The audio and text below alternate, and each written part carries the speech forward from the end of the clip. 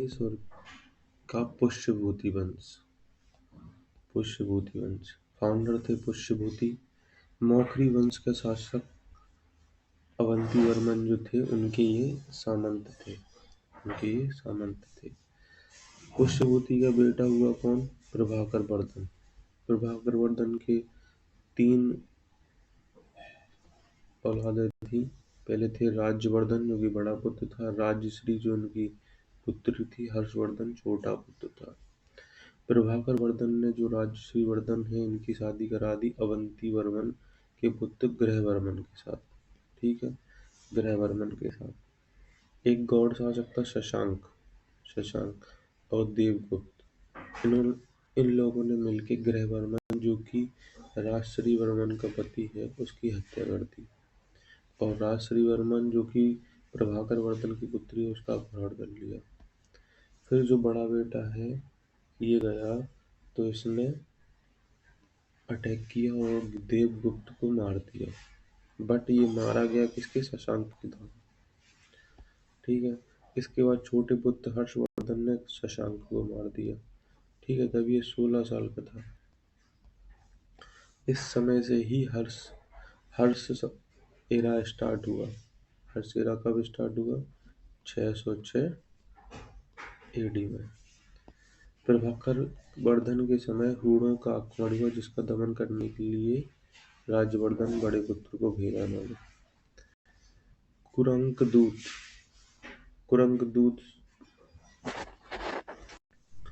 कुरंकदूत से हर्षवर्धन ने अपने पिता प्रभाकर वर्धन और माता यशोमती सती की मृत्यु की खबर लेके आते हैं।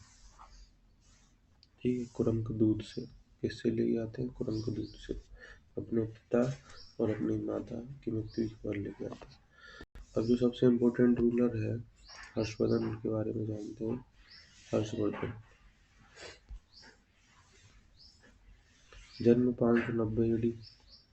इनका शासनकाल रहा 606 से 647 ईस्वी तक। पत्नी थी इनकी दुर्गावती। गद्दी पर बैठा 606 ईस्वी में ही हर्ष एरा स्टार्ट हुआ। प्राचीन भारत का अंतिम हिंदू सम्राट कौन है? तो हर्षवर्धन है। गौड़ नरेश गौड़ शासक था ये। ठीक है, शशांक इसको पराजित किया इसने। ठीक है, दिवाकर मित्र जो बौद्ध भिक्षु की मदद से हर्षवर्धन ने अपनी बहन राजश्री को खोजा। ठीक है, इनको साहित्य का सम्राट भी कहा जाता है। राजधानी थी इनकी क्या? कान्यकुब्ज, जिसको कन्नौज बोलते हैं। ठीक है, हर्षवर्धन ने पुलकेशन को हराया नर्मदा नदी के तट पर 618। हर्षवर्धन को पुलकेशन ने हर्षवर्धन को हराया।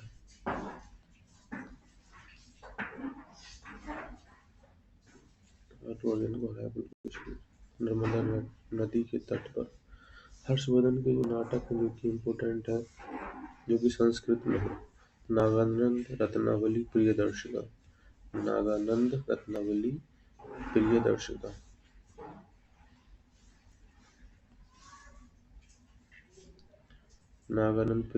रत्नावली प्रियदर्शिका संस्कृत में है। इनके दरबारी कौन कौन थे? बाणभट्ट थे। इनके दरबारी थे बाणभट्ट थे जिन्होंने हर्षचरित लिखी है और उन्होंने कादम्बरी भी लिखी है। ठीक है, हर्षचरित 8 पार्ट में है। हर पार्ट को उच्छ्वास 3+5 ऐसे लिखा। दूसरे थे मयूर भट्ट जिनकी सूर्य शतक है। चौथे हैं मतांक दिवाकर जिन्हें मयूर शतक, बाणभट्ट और हर्ष। भर्तृहरि ये भी इनके दरबारी थे। सोडल ने हर्ष को साहित्यिक हर्ष भी कहा है। क्या कहा है? साहित्यिक हर्ष। सोडल ने कहा है साहित्यिक हर्ष। हेनसोंग इसी के समय पे आया जो कि 15 साल तक रहा। 15 साल तक रहा हेनसोंग। 630 से 645 एडी तक चीन से आया था। ये यात्रियों का राजकुमार था। प्रिंस ऑफ पिलग्रिम्स तोशान भी कहा जाता था। 18 महीने तक ये नालंदा महायान शाखा का अध्ययन किया। ये छात्र और शिक्षक दोनों रूप में रहा है। अब नालंदा के बारे में जानते हैं। नालंदा के कुलपति जो थे वो शीलभद्र थे। यहाँ पर 5 बच्चों पर एक शिक्षक था।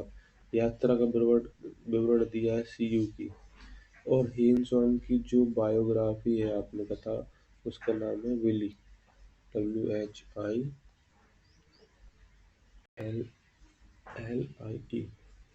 बुक है सीयू की। व्यापार का इम्पोर्टेंट सेंटर क्या था? कन्नौज। दक्षिण में व्यापार का इम्पोर्टेंट सेंटर कांची था। हर्ष की सेना चतुरंगिनी सेना थी। हर्ष का नाम है शिलादित्य। हर्ष की सेना में अरब सेनापति जो था वो कौन था? कंतल। ठीक है। चाने के राजा जीमत बाहन का अंतिम का आत्म बलिदान की कहानी है। ये है आत्म बलिदान की कहानी। नागाओं को बचाने के लिए राजा जीमत बाहन का आत्म बलिदान की कहानी कौन सी है? ये है नागानंद रत्नावली नागानंद, जो कि हर्ष ने लिखी है। नवली और प्रियदर्शिका भी लिखी है।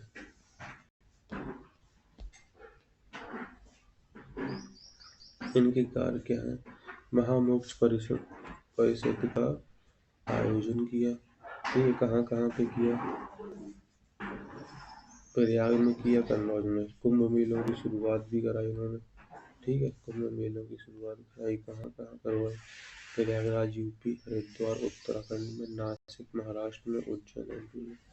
अर्धकुंभ आया 6 साल में, कुंभ आया 12 साल में, महाकुंभ आया 24 साल में। हर्ष के पुत्र थे भाग्यवर्धन और कल्याणवर्धन।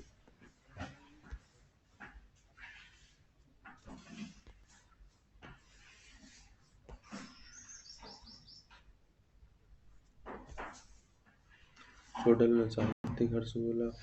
दरबारी बाण भट्ट थे, मयूर भट्ट थे, पतंग दिवाकर प्रतिहारी। ठीक है। इनकी जो कन्नौज की राजधानी उसमें कान्यकव्यू होते हैं। पुलकेशन ने हर्षवर्धन कराया नर्मदा नदी के तट पर।